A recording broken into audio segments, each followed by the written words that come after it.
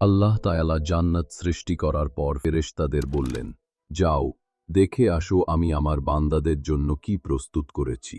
ফেরেশতারা জান্নাত দেখে ফিরে এসে বললেন, হে আমাদের রব, তাতে এমন সব নিয়ামত আছে যা চোখ কখনো দেখেনি, কান কখনো শোনেনি, আর মানুষের মন কখনো কল্পনাও করেনি।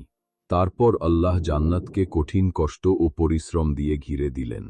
আল্লাহ আবার ফেরেশতাদের বললেন, এখন গিয়ে দেখে আসো।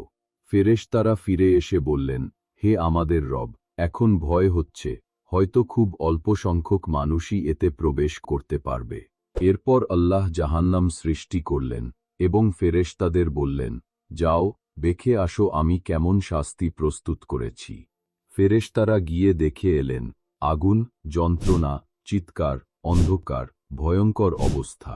তারা ফিরে এসে বললেন, হে আমাদের রব, এখানে কেউ কখনো যেতে চাইবে না। এরপর আল্লাহ জাহান্নামকে পাপ, ভোগবিলাস, লোভ লালসা, আনন্দ দিয়ে ঘিরে দেন। ফেরেশতারা এবার দেখে এসে বললেন, এখন ভয় হচ্ছে, হয়তো এই জাহান্নাম থেকে কেউ বাঁচতে পারবে না।